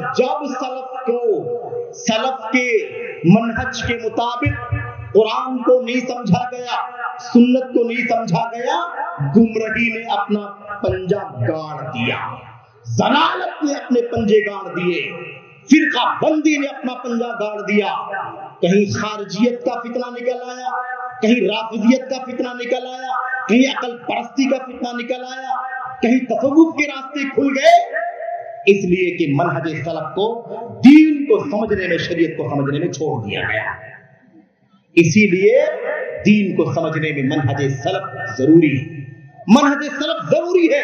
میں آپ کو ایک دو مثالیں پیش کر کے میرے بھائی بات آگے بڑھا دیتا ہوں۔ ایک دو مثالیں صرف آپ کے سامنے، ہمارے سامنے ایک سے زیادہ دسیوں بیسیوں مثالیں ایسی ہیں جن سے یہ ثابت ہوتا ہے کہ جب قرآن کی کسی آیت کریمہ کو سلف صالحین کے راستے منہج کے مطابق نہیں سمجھا گیا تو گمراہی شروع ہو گئی، ہلاکت شروع ہو گئی، ضلالت شروع ہو گئی، باطل کے راستے پر لوگ چل پڑے۔ بغیر سلف کے منہج کے اللہ کے دین کو، اللہ کی شریعت کو سمجھا نہیں جا سکتا، نہیں سمجھا جا سکتا۔ آپ کو ایک دو مثال صرف اور صرف پیش کرتا ہوں میرے بھائیوں۔ قرآن کریم کی مشہور آیت کریمہ ہے، مشہور آیت کریمہ، ان الصفا والمروہ من شعائر اللہ فمن حج البیت او اعتمر فلا جناح علیہ ان یطوف بہما ومن تطوع خیر فإن اللہ شاکر علیم۔ اللہ تبارک و تعالی ایک مثال ہے، یہ مثال ہے سمجھنے کی کہ اگر سلف کے راستے کو نہ دیکھا جائے کہ سلف نے اس آیت کا معنی کیا سمجھا، اگر یہ نہ دیکھا جائے، ہم خود سمجھنا شروع کر دیں تو کیسے قرآن کا معنی غلط سمجھ لے گا، کچھ کا کچھ سمجھ لے گا آدمی۔ اس کی ایک مثال ہے عروہ جو حضرت عبداللہ بن زبیر رضی اللہ تعالیٰ عنہ کے بیٹے ہیں۔ عروہ بن زبیر حضرت اما عائشہ صدیقہ رضی اللہ تعالیٰ عنہ کے میرے بھائیوں بھانجے ہیں۔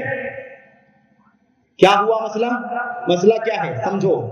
اللہ فرماتا ہے صفا مروہ اللہ کی نشانیوں میں سے ہیں، اس لیے جو خانہ کعبہ کا حج کرے یا عمرہ کرے، اگر وہ صفا مروہ کا طواف کر لے تو کوئی گناہ کی بات نہیں ہے۔ ہم لوگ جانتے ہیں کہ حج میں، عمرے میں صفا مروہ کا طواف کرنا یا صفا مروہ کی سعی کرنا واجب ہے۔ کیا ہے وہ؟ واجب ہے، اس کے بغیر عمرہ ناقص، حج ناقص، دم دینا پڑے گا۔ बड़ा मसला है, बल्कि उससे भी ज्यादा ऊंचा मकाम है उसका। अब कुरान में अल्लाह फरमाता है कि सफा मरवा अल्लाह की निशानियों में से है। जो हज करे या उम्रा करे, अगर वो सफा मरवा का तवाफ कर ले, सही कर ले, तो उस पर कोई गुनाह नहीं है। इससे क्या समझ में आता है? इससे ऐसा लगता है ना कि अगर कोई तवाफ कर ले तो कोई गुनाह की बात नहीं है, अगर ना करे तब भी गुनाह की बात नहीं है। समझ रहे कि नहीं समझ रहे? इसकी आयत करीमा के अंदाज से ऐसे ही लगता है। हजरत उर्वा को यही शुबहा हो गया। हजरत उर्वा भाग करके हजरत आयशा के पास आए और आयशा रजी अल्लाह तआला अन्हा के पास आकर के कहा, अल्लाह के कलाम की आयत करीमा को पढ़ने से ऐसा लगता है, ऐ उम्मुल मोमिनीन, ऐसा लगता है कि अगर हज उम्रा करने वाला सफा मरवा की सही ना करे तो कोई हरज की बात नहीं है। सफा मरवा की सही ना करे तो कोई हरज की बात नहीं, ऐसा लगता है इस आयत करीमा के माने से। अल्लाह के नबी सल्लल्लाहु अलैहि वसल्लम की तरबियत में रहने वाली, अल्लाह के नबी की चहेती लाडली और उम्मत की सबसे बड़ी आलिमा फादिला हजरत उम्मुल मोमिनीन आयशा ने फरमाया, बि'सा मा कुल्ता, उर्वा बहुत बुरी बात तुम कह रहे हो, गलत बात कर रहे हो, ऐसी बात नहीं है। अगर ये होता कि अगर कोई सफा मरवा की सही ना करे तो कोई गुनाह नहीं है, अगर ये कहना होता तो अल्लाह तबारक व तआला कुरान में ये कहता, फला जुनाह अलैहि अल्ला यतवफ़ा बिहिमा, उस पर कोई गुनाह की बात नहीं है कि वो सफा मरवा का तवाफ ना करे। ऐसा अल्लाह तबारक व तआला फरमाता है। यहां अल्लाह क्या फरमाता है? जो तवाफ कर ले तो कोई गुनाह की बात नहीं। उसके बाद मसला समझाया। उर्वा ताबई हैं। उर्वा कौन है? ताबई हैं, अरब के हैं, कुरैश के हैं और सहाबा के बीच में रहने वाले हैं। देखो, अगर सहाबा का तरीका छोड़ दिया जाएगा तो कैसे कुरान को समझने में गलती हो जाएगी। अम्मा आयशा ने फरमाया कि मसला कुछ और है, तुम्हें नहीं मालूम, हमें मालूम है कि आयत करीमा कब उतरी, क्यों उतरी, क्या माना है इसका। उसके बाद माना समझाया। कहा असल में मसला यह है कि मक्का के करीब मुशल्लल नामी जगह थी और मुशल्लल के इलाके में मनात नाम का बुत था। लात, मनात, उज़्ज़ा, मनात नामी बुत मुशल्लल में था। और जमाने जाहिलियत में, इस्लाम से पहले, अंसारी जो लोग थे ना, अंसार, वो क्या करते थे? मुशरिकीन जो थे वो ये अकीदा बनाए हुए थे कि अगर हम मनात नामी बुत के नाम से इहराम पहनते हैं, यानी अगर मनात के लिए हज करने के लिए आते हैं, मनात के लिए उम्रा करने के लिए आते हैं, तो उनका अकीदा क्या बनाया हुआ था? उन्होंने खुद बनाया था कि फिर मनात के नाम से हज उम्रा करने वाला जो आएगा उसके लिए सफा मरवा जाना सही नहीं है। उसके लिए सफा मरवा जाना सही नहीं है, बल्कि सफा मरवा जाने से बचना है। गलत समझते थे, हराम समझते थे वो। अब जब इस्लाम आया तो उनके दिमाग में शुबहा था कि इस्लाम से पहले तो हम मनात के लिए हज करते थे, उम्रा करते थे, तो सफा मरवा नहीं जाते थे, लेकिन अब इस्लाम के बाद हम हज कर रहे हैं तो सफा मरवा जाएं कि ना जाएं, सफा मरवा की सही करें या ना करें, उसका तवाफ करें कि ना करें। तब सहाबे किराम ने अल्लाह के नबी से पूछा कि अल्लाह के नबी ये बताइए कि अब हम इस्लाम के बाद हज उम्रा करते हैं तो सफा मरवा हमें जाना है कि नहीं जाना है। इसका जवाब देते हुए अल्लाह तबारक व तआला ने आसमान से क्या फरमाया? सफा मरवा अल्लाह तबारक व तआला की बड़ी निशानियों में से हैं। जो हज करे या उम्रा करे उस पर सफा और मरवा की सही करने में कोई गुनाह की बात नहीं। तो बात समझ में आ गई कि नहीं आ गई कि ये मामला दूसरे माहौल में है। वो मुशरिकीन का जो तरीका था उसके जवाब में अल्लाह ने आयत करीमा उतारी है। इसलिए ये अंदाज है कि जो तवाफ कर ले सफा मरवा का कोई गुनाह की बात नहीं, वरना तवाफ यानी सफा मरवा की सही करना इस्लाम के अंदर हज और उम्रे के बुनियादी अहकाम में से है। मेरे में देखा आपने उर्वा से गलती क्यों हुई? क्योंकि उनको सहाबा का मनहज नहीं मालूम था। सहाबा का मनहज नहीं मालूम था। सहाबा जानते थे कि इस आयत करीमा की तफसीर क्या है, उर्वा को नहीं मालूम था, इसलिए गलती कर रहे थे और ये समझते थे कि तवाफ ना करने पर कोई गुनाह की बात नहीं। तो ये मुश्किल पैदा होती है अगर सलफ़े सालिहीन का रास्ता छोड़ा दीन को समझने में, शरीयत को समझने में, तो ऐसी गलतियां हो सकती हैं। और मैं आपको एक और मिसाल देता हूं, और बड़ी अजीमुशान मिसाल है, बड़ी अजीमुशान मिसाल मेरे भाइयों। हम और आप जानते हैं हजरत अली बिन अबी तालिब रजी अल्लाह तआला अन्हु جنگ صفین میں پورا منظر آپ کو معلوم ہے. صفین کی جنگ میں حضرت علی بن ابی طالب اور آپ کے ساتھی اور سامنے حضرت اما عائشہ اور حضرت معاویہ رضی اللہ تعالیٰ عنہما اور بہت سارے مسلمان یہ موجود تھے کہ نہیں موجود تھے. اس کے بعد جب وہاں سے واپس آئے تو تقریباً 6000 لوگوں نے حضرت علی سے بغاوت کر کے علیحدگی اختیار کر لی اور ایک ٹینٹ لگا کر کے خیمہ لگا کر کے الگ تھلگ رہنے لگے. حضرت علی سے بغاوت کیا. کتنے ہزار لوگوں نے؟ تقریباً 6000 لوگوں نے بغاوت کیا اور کہا ہم آپ کو امیر نہیں مانتے, آپ کو امام نہیں مانتے, آپ کو خلیفہ نہیں مانتے. بغاوت کیا. یہ بغاوت والا قدم کیوں اٹھایا تھا؟ اسی لیے اٹھایا تھا کہ قرآن کی آیتوں کو انہوں نے صحابہ کے منہج کے مطابق نہیں سمجھا تھا. کیوں بغاوت کیا تھا؟ بغاوت کہاں سے آئی؟ خروج کہاں سے آیا؟ حضرت علی کے لوگوں میں, حضرت علی کے ساتھیوں میں بغاوت کہاں سے شروع ہوئی؟ اسی لیے شروع ہوئی کہ انہوں نے قرآن کریم کو اس منہج سے نہیں سمجھا جو صحابہ کا منہج تھا. کیا تھا معاملہ؟ حضرت علی بن ابی طالب سے الگ ہو گئے. ان کے پاس بہت سارے ڈاؤٹ تھے, بہت سارے ڈاؤٹ تھے. علی رضی اللہ تعالیٰ عنہ کے پاس ابن عباس تشریف لائے. ابن عباس نے آ کر کے کہا اے امیر المومنین, یہ جو 6000 لوگ آپ سے بغاوت کر کے الگ ہو گئے ہیں, میں ان کو سمجھانے کے لیے جانا چاہتا ہوں. ذرا جاؤں ان کو سمجھاؤں کیوں بغاوت کر رہے ہیں, کیا اعتراض ہے, کیا اعتراض ہے ان کو آپ سے, کیا شکایت ہے ان کو آپ سے, ذرا پتہ لگانا چاہتا ہوں. علی بن ابی طالب نے کہا نہیں مت جاؤ, مجھے ڈر لگتی ہے کہ کہیں یہ تمہاری جان کے پیچھے نہ پڑ جائے, خطرہ ہے. ابن عباس نے کہا کہ نہیں, انشاءاللہ ایسا کچھ نہیں ہوگا, مجھے آپ جانے تو دیجئے, جانے دیجئے. آپ ذرا نماز ذرا تھا ٹھنڈی کر کے پڑھیے ظہر کی اور مجھے جانے دیجئے. بہرحال وہ گئے. خلاصہ اس کا کیا ہے؟ گئے, دوپہر کا وقت تھا, ان کے پاس پہنچے, سلام کیا, سلام کیا, سلام کا جواب ملا اور اس کے بعد کہنے لگے بتائیے کیا مقصد ہے, کیسے آنا ہوا آپ کا؟ ابن عباس نے فرمایا میں آپ لوگوں کے پاس امیر المومنین کے پاس سے آ رہا ہوں, جو اللہ کے نبی کے داماد ہیں, اللہ کے نبی کے چوتھے خلیفہ ہیں, آپ کا یہ مقام ہے, ان کے پاس سے آ رہا ہوں. میں انصار صحابہ کے پاس سے آ رہا ہوں, میں مہاجرین صحابہ کے پاس سے آ رہا ہوں. تم لوگ جو 6000 کی تعداد میں یہاں پر موجود ہو, تم لوگوں کے اندر ان میں سے کوئی ایک بھی آدمی نہیں ہے, نہ تو تمہارے اندر کوئی صحابی انصاری ہے, نہ تو تمہارے اندر کوئی صحابی مہاجر ہے. ایک بھی انصاری مہاجر تمہارے اندر موجود نہیں ہے. تم لوگوں کے بیچ میں ان کے پاس سے آ رہا ہوں تمہیں کچھ باتیں بتلانے کے لیے. یہ بتاؤ کہ تم لوگوں نے کیوں بغاوت کی حضرت علی سے؟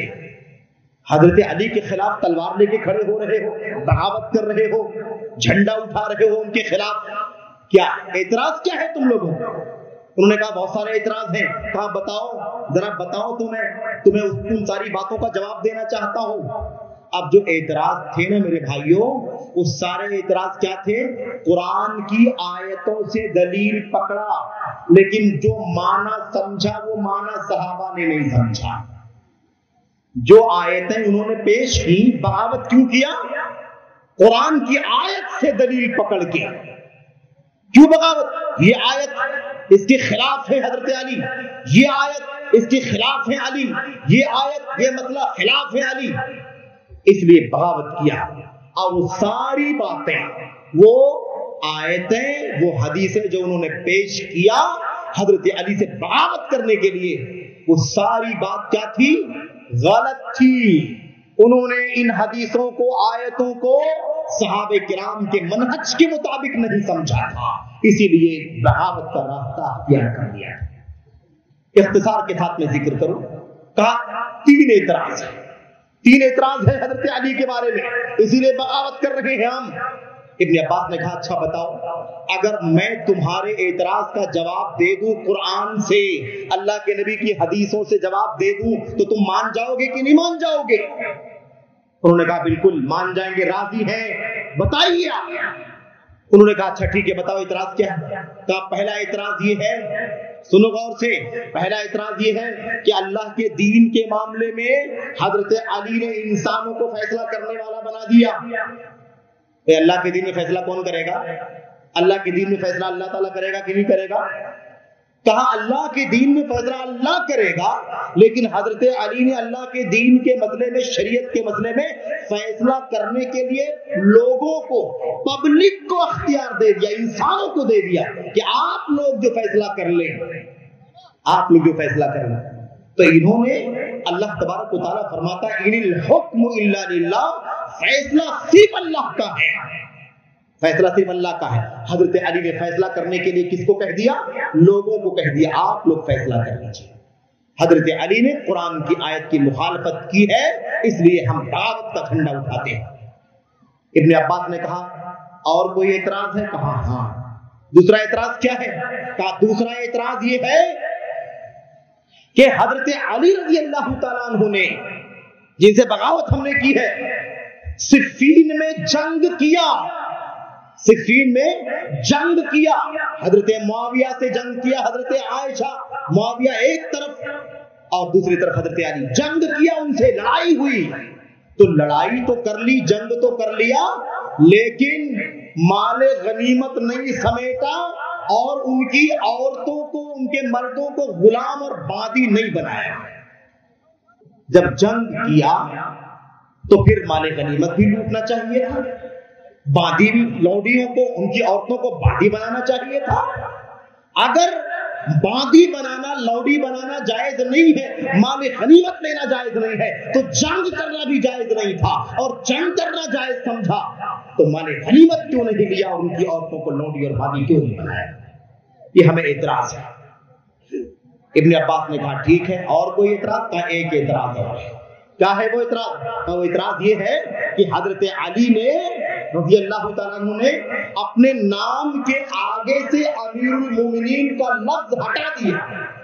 جب لوگوں نے اعتراض کیا، جھگڑا ہوا، اختلاف ہوا، تو اپنے نام کے آگے سے امیر المومنین ہٹایا۔ امیر المومنین علی بن ابی طالب ایسے لکھا جاتا تھا، امیر المومنین ہٹا دیا، علی بن ابی طالب باقی رکھا۔ کہنے لگے ہمیں اعتراض یہ ہے کہ امیر المومنین کیوں ہٹایا؟ اگر مومنوں کے امیر نہیں ہے وہ، اس کا مطلب وہ کافروں کے امیر ہے۔ استغفر اللہ، کیا کہا؟ مومنوں کے امیر نہیں ہے تو کس کے امیر ہے؟ کافروں کے امیر ہے۔ اس لیے ہم بغاوت کا جھنڈا اٹھاتے ہیں۔ ابن عباس نے کہا اور کوئی اعتراض ہے؟ کہا نہیں، بس 3 کافی ہے، اس کا جواب دے دیجیے۔ اب آپ کو بتانا چاہتا ہوں میں سرسری طور پر کہ یہ تینوں اعتراض جو ان کے تھے، یہ ہیں تو قرآن کی آیت، واقعہ اور جو کچھ انہوں نے بیان کیا، لیکن حقیقت میں سمجھ، ان کی جو سمجھ تھی نا، یہ سمجھ صحابہ کرام کی سمجھ کے مطابق نہیں تھی، اسی لیے بغاوت کے راستے پر یہ لوگ چل رہے۔ کیا تھا معاملہ؟ پہلی والی بات سرسری طور پر جواب ابن عباس نے کہا دیکھو تم جو پہلا اعتراض کر رہے ہو کہ حضرت علی نے دین کے معاملے میں اللہ فیصلہ کرتا ہے، اللہ کو چھوڑ کر کے انسانوں کو فیصلہ کرنے والا بنا دیا، یہ تو غلط ہے، کفر کا کام ہے تم کہتے ہو۔ ابن عباس نے 2 آیتیں پڑھ کر کے مسئلہ سمجھایا۔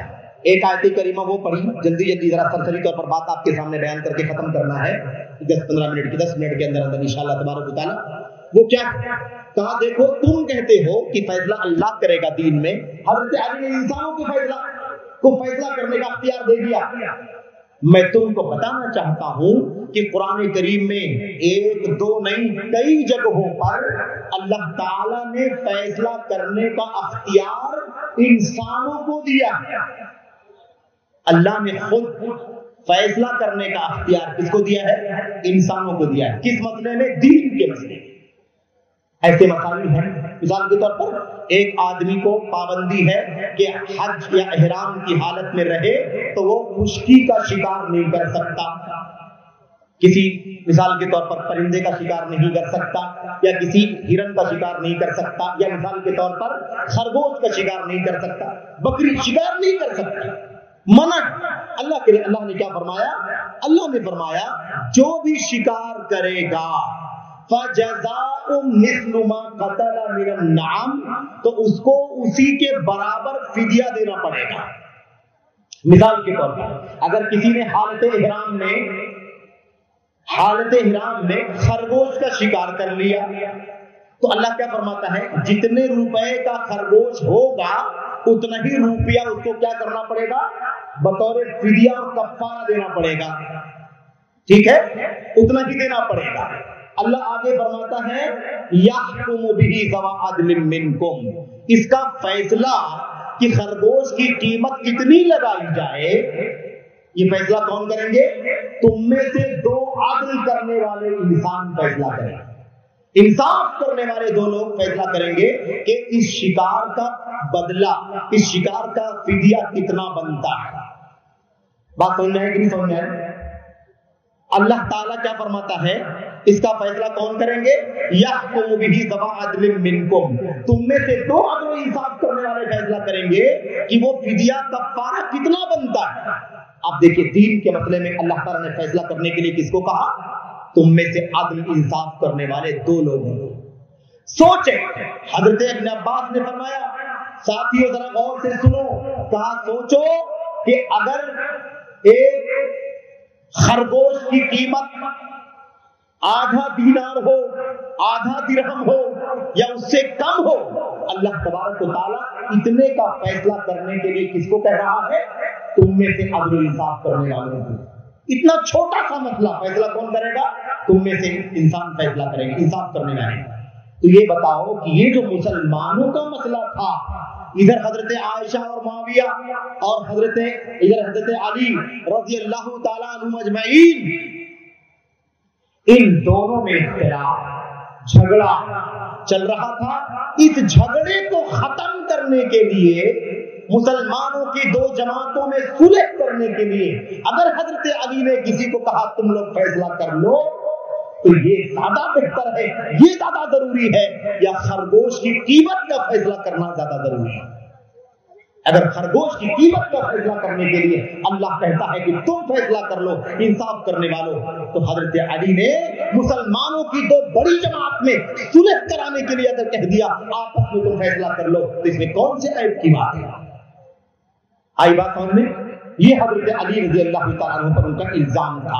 اس کا جواب, اور اس کے جواب میں حضرت علی نے کہا تھا کلمۃ حق ارید بها الباطل, یہ تو کہا جا رہا ہے کہ ان الحکم الا للہ, اللہ کے سوا کوئی فیصلہ نہیں کرے گا. بات سچی ہے لیکن اس کا معنی غلط لیا جا رہا ہے. دیکھا آپ نے, حضرت ابن عباس امام ہے, قرآن کے مفسر ہیں, عالم ہے, صحابی رسول ہے, ان کا طریقہ ان کی فہم کو نہیں لیا گیا تو خارجیت پیدا ہو گئی, بغاوت کرنے کے لیے کھڑے ہو گئے, ایک قرآن کی آیت کا معنی غلط لے کر کے حضرت علی کے خلاف بغاوت کا جھنڈا اٹھایا. تو اگر صحابہ تابعین یعنی سلف صالحین کو کہ منہج کو اگر دین کو سمجھنے میں چھوڑ دیا جائے گا تو اس کا انجام یہ ہوگا کہ خارجیت کے راستے نکل جائیں گے, گمراہی کا راستہ کھل جائے گا. ایسے ہی دوسری بات کا کیا جواب دیا؟ دوسری بات کہا تم نے جنگ کیا تو مال غنیمت کیوں نہیں سمیٹا, ان کی عورتوں کو لونڈی بازی کیوں نہیں بنایا؟ ابن عباس نے فرمایا عجیب بات ہے, تم لوگ جنگ کا قاعدہ بیان کر رہے ہو, مال غنیمت لینا چاہیے, عورتوں کو باندھی اور غلام بنانا چاہیے. بھلا سوچو ظالموں کہ کیا حضرت ام المومنین عائشہ رضی اللہ تعالی عنہا کو تم لونڈی اور غلام بناؤ گے؟ حضرت علی کو غلام بناؤ. حضرت عائشہ رضی اللہ تعالی عنہا ام المومنین ہے کہ نہیں, مسلمانوں کی ماں ہے, کیا تم ان کے ساتھ وہی سلوک کرو گے جو کافروں سے جنگوں میں ان کی عورتوں کے ساتھ کرتے ہیں؟ اگر تم ان کے ساتھ وہی سلوک کرو گے تو تم کافر ہو جاؤ گے, اور اگر حضرت عائشہ کو اپنی ماں نہیں مانو گے تب بھی کافر ہو جاؤ گے. انکم تدورون بین ضلالتین, تم چکر لگا رہے ہو, گھوم رہے ہو دو گمراہیوں کے بیچ میں. اگر حضرت عائشہ کو ماں نہیں مانو گے تو بھی کافر ہو جاؤ گے, اور ماں مانتے ہو اور ان کو ان کے ساتھ وہی سلوک کرنے کی بات کرتے ہو جو دوسری عورتوں کافرات کے ساتھ کیا جاتا ہے, تب بھی تم کافر ہو جاؤ گے. حضرت ابن عباس نے مسئلہ سمجھا دیا کہ یہ ہے مسئلہ. اور مال غنیمت کس سے لیا جاتا ہے؟ کافروں سے جنگ ہوتی ہے تو مال غنیمت لیا جاتا ہے. یہ مسلمانوں کا آپس میں اجتہادی جھگڑا تھا, اجتہادی اختلاف تھا, اور जालिमों दुश्मनों की साजिश के नतीजे में ये मामला हो गया। मेरे भाई ये मसला समझाया। ऐसे ही तीसरी और आखिरी बात समझो, मनहज सलफ अगर दीन के समझने में छोड़ दिया गया तो कैसे गुमराही आती है। क्या कहा, अपने नाम के आगे से अमीरुल मोमिनीन निकाल दिया तो अमीरुल काफिरीन बन गए। अमीरुल मोमिनीन नहीं है तो अमीरुल काफिरीन है। मुसलमानों की जिम्मेदार नहीं तो काफिरों की जिम्मेदार। जब वो काफिरों की जिम्मेदार है तो हम उनसे बगावत करेंगे, उनके हाथ से अपना हाथ खींच लेंगे। इब्न अब्बास ने समझाया, कहा तुम कहां घूम रहे हो, कैसी बात करते हो, सोचो जरा। हजरत अली ने झगड़ा खत्म करने के लिए, मुसलमानों में मुसालहत हो जाए, सुलह हो जाए, इख्तिलाफ खत्म हो जाए, इस मकसद के लिए अपने नाम के आगे से अमीरुल मोमिनीन हटा दिया। इससे कहां लाजिम आता है कि मुसलमानों के अमीर नहीं है। मिसाल देके समझाया। मैं तुमको अल्लाह के नबी की मिसाल देता हूं। हजरत इब्न अब्बास ने मिसाल दी, सुलह हुदैबिया का वाकया पेश किया। कहा याद करो जब सुलह हुदैबिया सन 6 हिजरी में पेश आई, मुसालहत का मामला पेश आया, तो सुहैल बिन आमर काफिरों की तरफ से, कुरैश की तरफ सुहैल बिन आमर और अबू सुफियान, इन दोनों के साथ जो सुलह हुई थी मुशरिकीन मक्का के साथ, इन दोनों की नुमाइंदगी में, सरकर्दगी में जो सुलह हुई थी, उस सुलह को जब लिखने का टाइम आया तो अल्लाह के नबी ने हजरत अली से कहा, यही हजरत अली रज़ी अल्लाह तआला अन्हु, इनसे कहा अली लिखो, हादा मस्तलहा अलैहि मुहम्मदुन रसूलुल्लाह सल्लल्लाहु अलैहि वसल्लम। अली लिखो कि ये जो पॉइंट है, ये जो दफात हैं सुलह के, इन दफात पर मोहम्मद सल्लल्लाहु अलैहि वसल्लम जो अल्लाह के रसूल हैं, मुशरिकीन के साथ यानी सुहैल और अबू सुफियान के साथ मुआहिदा करते हैं, सुलह करते हैं। जैसे रसूलुल्लाह का लफ्ज देखा, एतराज कर दिया। कहा हम आपको अल्लाह का रसूल नहीं मानते हैं। अगर आपको अल्लाह का रसूल मानते तो ये झगड़ा नहीं करते, इख्तिलाफ नहीं करते, आपके रास्ते पर चलते, आपकी बात को मानते। इसलिए आप रसूलुल्लाह निकाल दीजिए। अल्लाह के नबी ने फरमाया, अल्लाह की कसम, अल्लाह जानता है कि मैं अल्लाह का सच्चा रसूल हूं। तुम नहीं मानते हो, न मानो, लेकिन मैं अल्लाह का सच्चा रसूल हूं।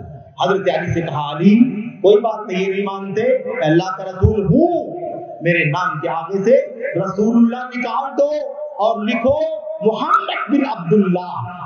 मोहम्मद बिन अब्दुल्लाह सुलह करते हैं इन दफात के ऊपर मुशरिकीन मक्का के साथ। तो अल्लाह के नबी ने अपने नाम के आगे से रसूलुल्लाह मिटा दिया, तो क्या मिटाने से अल्लाह के रसूल रसूल नहीं रहे? मिटाने से क्या होता है? कलम से मिटा दिया गया। अल्लाह के रसूल रसूल थे, हैं और रहेंगे, कोई फर्क नहीं पड़ता। इसीलिए मुसालहत के लिए, मुसलमानों के दरमियान सुलह करने के लिए हजरत अली रज़ी अल्लाह तआला अन्हु ने अपने नाम के आगे से अमीरुल मोमिनीन हटा दिया। इससे कोई फर्क नहीं पड़ता, हजरत अली मुसलमानों के अमीर थे और हैं। मसला समझा दिया। देखा आपने ये गुमराही क्यों आई? इसलिए कि कुरान की आयत का माना सलफ के मनहज के खिलाफ समझा, अल्लाह के नबी की हदीसों का मतलब सलफ के रास्ते के खिलाफ समझा, अल्लाह के नबी की हदीस का मतलब सलफ सालिहीन के मनहज के खिलाफ समझा, छोड़ दिया अपनी मनमानी, अपनी अकल और अपनी ख्वाहिशात नफ्सानी के मुताबिक इन लोगों ने कुरान की आयतों को समझा, मसाइल को समझा, इसलिए गुमराही के रास्ते पर चल पड़े। हजरत इब्न अब्बास ने समझा दिया, तो समझाने के नतीजे में उन 6000 बागियों में से 2000 लोगों ने तौबा कर लिया और वहां से निकल करके हजरत अली के पास आ गए और मुसलमानों के साथ होकर के हजरत अली को अपना अमीर तस्लीम कर लिया। जबकि 4000 जो थे वो अपनी गुमराही पर अड़े रहे, यहां तक कि उसी हालत में उन्हें उनका खात्मा भी हुआ। मेरे भाई ये एक मिसाल है, ये मिसाल है कि मनहज सलफ को छोड़ेंगे तो शरीयत को नहीं समझेंगे।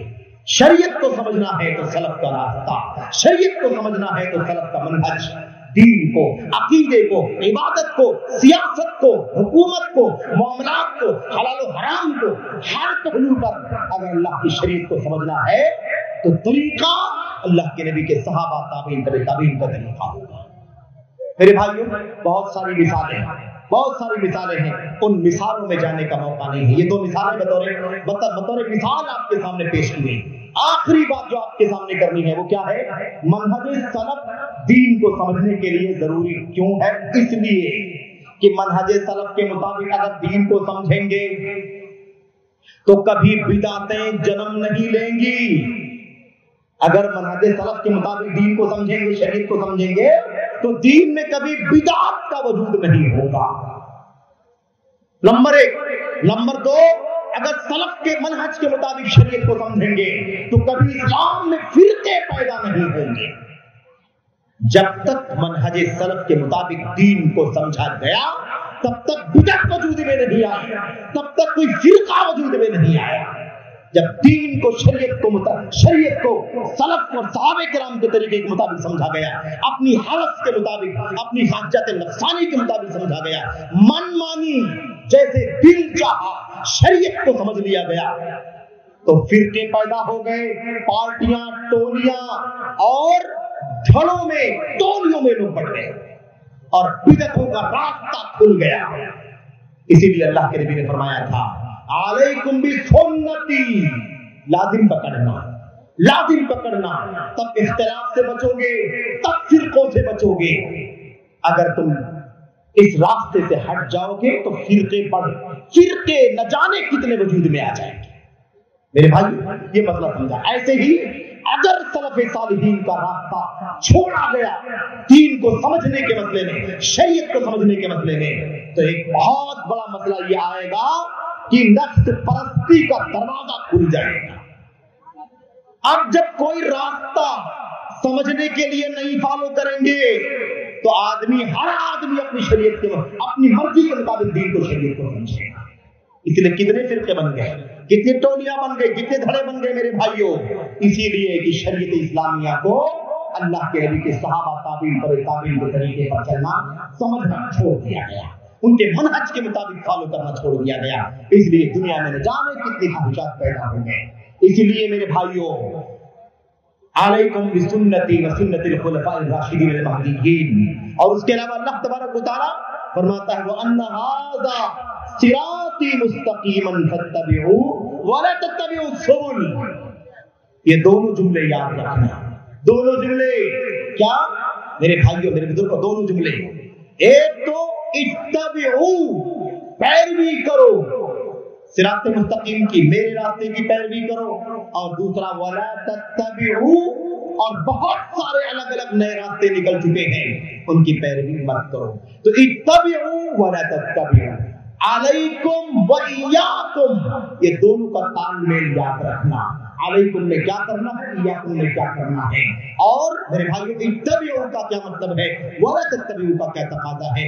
اس پر چلیں گے انشاءاللہ تبارک و تعالی ہدایت کے راستے پر چلیں گے.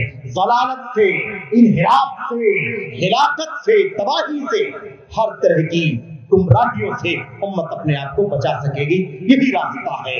اس لیے میرے بھائیوں مختصر خلاصہ کیا ہے ساری باتوں کا کہ منہج سلف دین کو سمجھنے میں، شریعت کو سمجھنے میں اسی لیے ضروری ہے کیونکہ اگر اس کو سامنے نہیں رکھیں گے یہ ساری مشکلات پیدا ہوں گی. سامنے رکھنا ضروری ہے کیونکہ یہ خوبیاں اور یہ فوائد اور یہ مصالح، یہ منافع ہمیں حاصل ہوں گے.